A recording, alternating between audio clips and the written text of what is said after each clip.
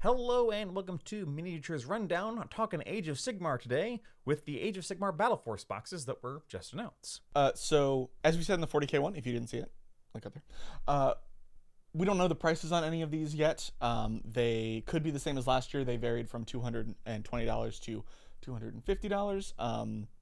We talked, and you think they're going to be at least $250? Yeah, I don't see anything being below $250 for these. Yeah, I'm thinking like, you're probably right that they have gone up. I just hope that you're wrong. Yeah. But let's get into the Age of Sigmar boxes. There are only 4 this time. Yes. I think there was 5 last year. Yeah. But spoiler alert, these are very good. The first one we have is something close to both of our hearts, which is Skaven. Yes. The Scryer Warp Swarm, which is also the best sub-faction, is Scryer. We have the Arch Warlock at 150 points. He is $40. 2 units of Storm Vermin at 120 points each. And $60 each. A Rattling Warp Blaster, 140 points and $60. A set of Jezzails at 130 points and $53. A box of Warp Volt Scourgers for 180 points or $53 can alternately be built as Rattling Guns for 170 points or Warp Fire Throwers for 140 points. And a box of 5 Globadiers for 90 points or $60. Total is 930 points and $386. So, it's not a bad box. My only problem with it is it's a lot like the starter box for It is. It's a lot like a starter box. If you don't need more than one Rattling Warp Blaster. Nope, you don't need more than one of those. The Globadiers, sure. Yep. The Scourgers, sure. Jezzails, I think, is good at a max unit. So we talked about like Scryer is one of the better sub factions because it's the shooting sub faction. Yeah. The thing is though that normally when you play Scryer, you just really kind of spec into like 1 or 2 Scryer units. Yeah. And then spam the heck out of them. Because you can only buff so many units a turn. And it's often the weapons teams. Yeah. So the Scourgers or Rattling Guns or Warp Throwers. So Jezzails, however, are also very good because they're long-range shooting, which is always handy. Extremely strong. Can ignore the Lookout, sir, Yep. which is the stupidest part about them and also the best part about them. Arch Warlock is not a great model and is often considered overpowered or overcosted. Overcosted. Yeah, 150 points is way too much. Storm Vermin are not good for what they do. Yeah, they're just not good. They're not good for what they do. They are purely about. They used to be like kind of a melee combat unit that could like kind of punch. They've been relegated now to, for their points and their damage output, they're basically just bodyguard unit. Yeah, and for like half the points, I'd rather have double the wounds. Right. And -1 save. Right. For clan rats. Right. So yeah, this box isn't great. If you take out the Storm Vermin, which are like almost inherently unplayable, and even including the Arch Warlock, it's not great anymore. It's like $260. Yeah. Arch Warlock is an amazing kit. Yeah, it's a great kit. Every one of these is a great kit. Yeah. On the tabletop is the question. Right. So yeah, I don't love this box, but it's a pretty good deal. Mm-hmm. On the undead side of things, the Soulblight Gravelords get Lances of the Crimson Keep. So this is our one with the actual named character, Prince Vordrai. However, he can also just be built as a Revenant Drakeneth. Yes. If he's the Prince, he's 470 points. If he's the Drakeneth, he's 200 points. Yes. And then there's no character in this box. Yeah. Yeah. And it's $195. Yes. So brand new kit. Very expensive kit for what it is, because it's a new Age of Sigmar monster kit, and they're stupid expensive. Mm-hmm. Trying to think about how if you build them as a Drakeneth, it's almost a point per dollar. Yeah, I don't think about that. Whereas I didn't think about that. Whereas Vordrai is 470 points because he's a named character. Yeah. It also comes with 2 units of Blood Knights, who are 220 points apiece, $73 a piece. Mm-hmm. And 1 unit of Fellbats, which is just chaff. Because they needed another kit in there, I guess. Yeah, $90 for $60, or 90 points for $60. Yeah. Total, this comes to a dead even 1,000 points if you build him with Vordrai. Without is a lot worse. Yeah, without it is about 700 points. Yeah. No, it's almost 300 points. Yeah, about 700 points. Yep. And $402. So $402 is a great savings. Yes. So much of that is in the Zombie Dragon. Yes. And just because of how overpriced that Zombie Dragon is. And the Blood Knights are overpriced too. Yeah. Well, $73 for a unit of 5. It's Warhammer. Everything is overpriced. True. So, but even within the terms of Warhammer. Mm-hmm. True. I like this one a lot if you didn't pick up the Vampire Dragon and you really want him. The Vampire on Dragon. If you're already determined that you want the Prince Vordrai / Drakeneth kit, this is a fantastic way to get it. Exactly. And also get into Soulblight Gravelords. Yep. If you don't want that, you don't even go near this kit. Don't bother with this kit. Like, it's basically, do you want a Zombie Dragon with some other stuff? Yeah. For honestly, not that much more than the zombie dragon. That's what this is going to be. Think about this. If this turns out to be a $250 kit, which is our high end for how much we think these will be, right? Like maybe $235. Like, and this could be a really expensive one, but let's say it's $275. Yeah. That means you're getting a zombie dragon, and for $75 getting 2 units of Blood Knights and some Felvats. Yes. This box is going out the window. Yeah, that box is insane. And by going out the window, I mean like in a good way. Like people are gonna like this. Good luck finding one. Good luck finding this box, because this box is gonna be everybody wants one. Yep. I don't even play this faction. I kind of want one because I like dragons, and even when they're undead. I'm really. This is the one that I'm really tempted by because I have literally none of those kits. Yeah. Up next, I gotta talk about the Gloomspite Gitz. I hate the Gloomspite. I can Gitz. talk about them if you want. No, it's fine. We have the Dank Hold Rampage. These are Gloomspite Gitz with quotes around it because there's no Git in this box. It is all Trug.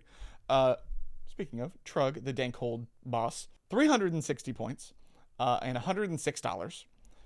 A Dank Hold Trogoth, which is your leader, is 220 points, $82. The Rock Guts, which there are 2 units, are 180 points each and $65 each. And a unit of Fellwaters, which are really showing their age because they were on Square Aces, are 170 points and $60. 1,110 points and $378. Yeah, the problem is we don't count the Fellwaters. So really this is like 950 points and $360. The Fellwaters are so old. They're so old. Why did they put those in? Like, these are all brand new kits except for the Fellwaters. Besides that, though, this is a great way to get into Troll Stampede. Oh, it's amazing. And the problem with this one is if you already have Trug. Yes. Like, if you're an old hat player and you already have the newest model from the end of last edition, too bad. Yeah. That is 3 out of the 4 of these boxes don't have a lot of...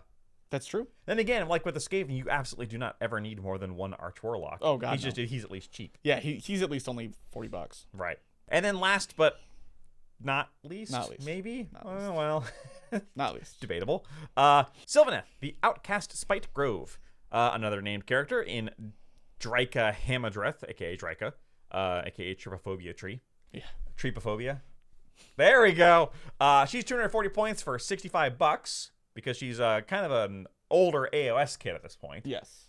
Still holds up great. Yeah. You get a Spirit of Dirthu, aka the Tree Lord or Tree Lord Ancient. He's $82 kit because it is an older kit. It's an age into fantasy kit. Yeah, he was a fantasy kit. However, it also holds up really well. He still looks really good. Still looks really good. All the Sylvaneth stuff does. Yeah. Even Dryads look pretty good. Dryads look pretty good. So he's 320 points if you build him as Dirthu, 210 points as the Tree Lord, or 230 points as the Tree Lord Ancient. I was surprised at that spread. 320 for the Spirit of Dirthu is a lot. He's a lot better. He hits a lot harder. Fair. You also get a unit of Tree Revenants or Spite Revenants. 3 5-man units. Right. Yeah. Which they do kind of make up a bulk of your stuff in Sylvaneth. They do. So it kind of makes sense. They're $60 a piece. They're 90 points a piece for Tree Revenants and 80 points a piece for Spite Revenants. And then just 2 units of Dryads thrown in. Old kit. Very old kit. Showing its age, but I think it gets away with it a lot better than most. We've talked about this before. A lot better than most human kits do. Yeah, because they're like fantasy enough that you're like, yeah, they look like that. Yeah, they look like tree people. That's fine. They're 90 points a piece and $60 a piece, even after the price increase. Yeah. So all told, it's 1010 points, 1,010 points for $387. That is the second best of these. Oh yeah, by $1 from the Skaven one. Yeah. So I like this one a lot. The only real problem is Dryka is one of those named characters like what's his name from Tau? Farsight. Farsight from Tau is that like the model's really cool and it's cheap enough that probably every Sylvaneth player already has one. Yeah, she was only 60. For a long time she was only $60. Now she's gone up to 65. I kit bashed one because I was using it for Living Cities back when that was a thing. I forgot about that. Yeah, because you could ambush her and be like, surprise bees. So the real only problem with this one is it comes with a named character. Right, which in Age of Sigmar today is a big problem. It is a big problem. But I mean this list, sorry. Because yeah, you've got Vorderai. If you don't want Vorderai, you don't get that box. Yeah. If you don't want Trug, you don't get that box. If you don't want Dryka, this one might still be worth it. The problem is because they're older kits, when they remake the Tree Lord kit, it will be $180. Yes, it will. it will be at least $150. And probably not that much bigger. No. If at all. So overall, average cost is $388. Yep.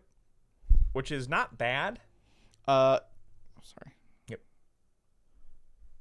$336.50 last year. So the higher cost. Yeah.